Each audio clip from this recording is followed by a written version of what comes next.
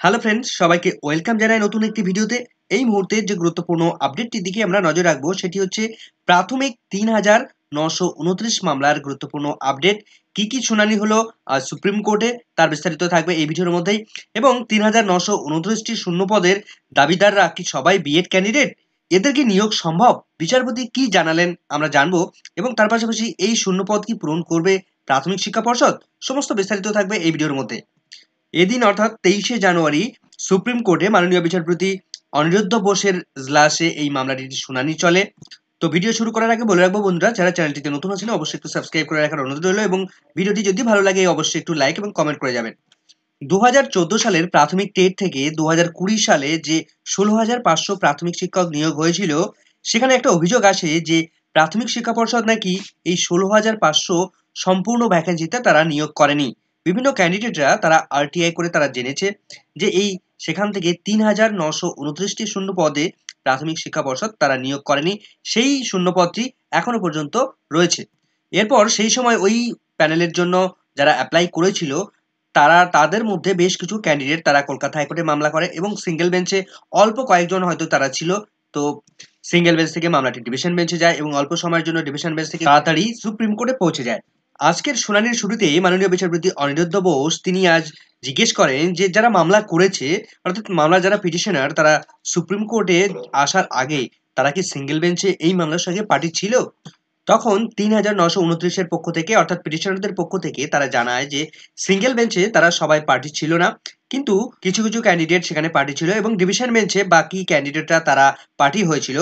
কিন্তু ডিভিশন বেঞ্চে এই মামলাটি খুব অল্প সময়ের জন্য উঠেছিল এবং অল্প সময়ের পরে এই মামলাটি সরাসরি ডিসপোজ করে দেয় ডিভিশন বেঞ্চ।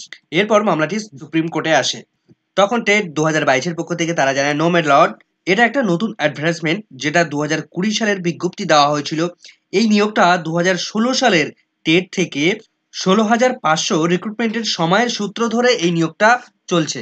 এবং তারা আরও জানায় যে ২০২০ সালে ১৬,৫০০ নিয়োগ করার পর তার পরবর্তী সময়ে নিয়োগের জন্য শূন্যপদ ঘোষণা করা হয়েছিল। সেই শূন্যপদ হচ্ছে ৩,৯২৯টি শূন্যপদ। ২০২০ সালের প্যানেল এক্সপায়ার করে যাওয়ার পর সেই সমস্ত এক্সপায়ার লিস্টের ক্যান্ডিডেটরা এখন এসেছে মামলা করতে। যে নিয়োগ প্রক্রিয়াটি বর্তমানে সুপ্রিম কোর্টে বিচারাধীন রয়েছে, অর্থাৎ যেটাকে বলা হচ্ছে ২০২২-এর মামলা, যেটা ডিএলএড ২০২২-এর মামলা, যে মামলাটি স্থগিতাদেশ রয়েছে এই মুহূর্তে সুপ্রিম কোর্টে। তখন মাননীয় বিচারপতি বলেন, কই দেখি এক্সপায়ার লিস্টটা কি আছে। সবাই তখন একটু হাসাহাসি করে।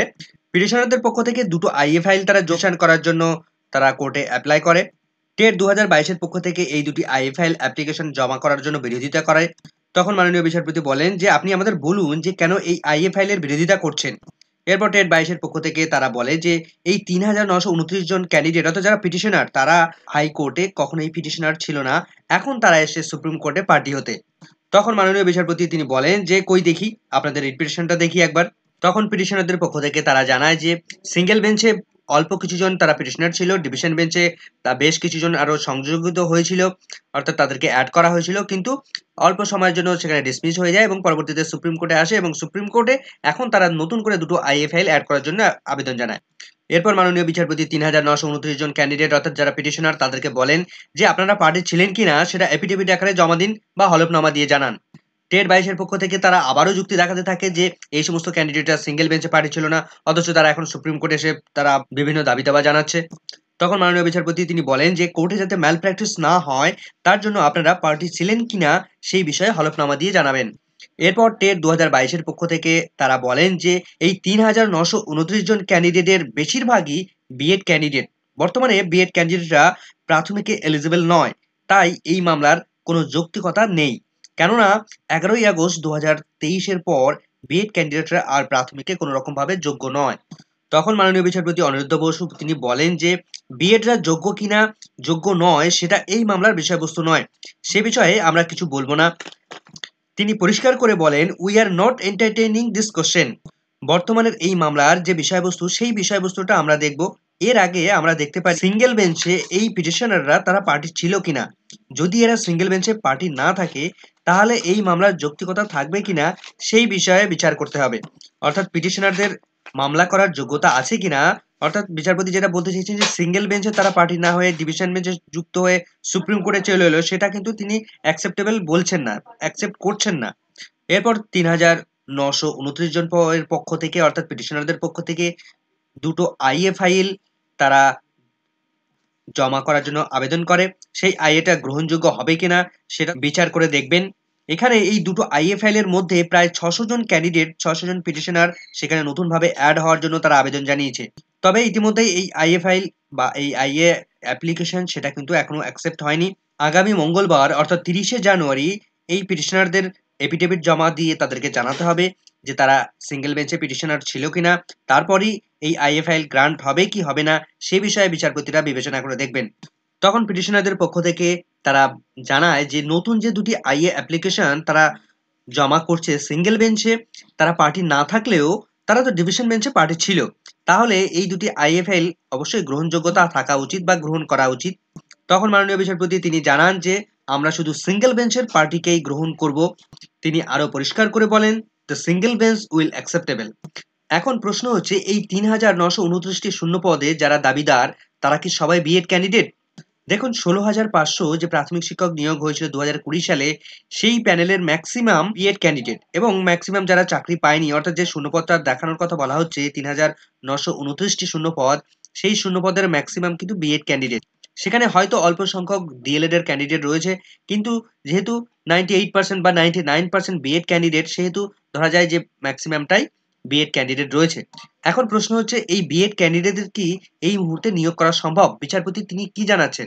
মাননীয় বিচারপতি অনিরুদ্ধ বোস তিনি কিন্তু এই বিষয়টা এই মুহূর্তে হস্তক্ষেপ করতে চাননি। তিনি বলেন যে বিএডরা প্রাথমিকের যোগ্য কিনা এই বিষয়টা এখানে বিচার্য বিষয় নয়। তাছাড়া এই ৩,৯২৯টি শূন্যপদের মধ্যে সিংহভাগই যদি বিএড ক্যান্ডিডেট থাকে তাহলে কিন্তু নতুন করে যে রিক্রুটমেন্ট প্রক্রিয়া শুরু হবে সেখানে কিন্তু এই বিএড ক্যান্ডিডেটদেরকে প্রাথমিক শিক্ষা পর্ষদ নিয়োগ করতে পারবে কিনা সেটা কিন্তু সংশয় রয়েছে।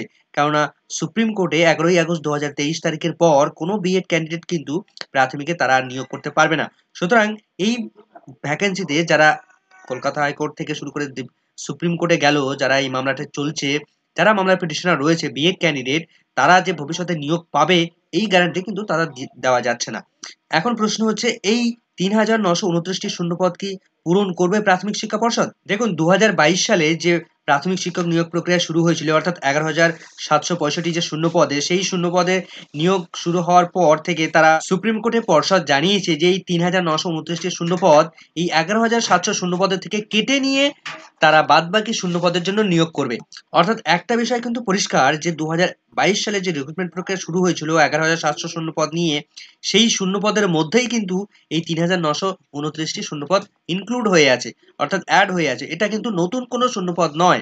এখন সুপ্রিম কোর্ট যদি নির্দেশ দেয় যে এই ৩,৯২৯ শূন্য পদে এই ২০১৬ সালের প্যানেল থেকে যারা নিয়োগ পায়নি তাদেরকে নিয়োগ করতে বলে সুপ্রিম কোর্ট, তাহলে কিন্তু ২০২২ সালের ক্যান্ডিডেটরা তারা ডিপ্রাইভ হবে এবং ২০২০ সালের যারা নিয়োগ পাননি তারা কিন্তু লাভবান হবেন।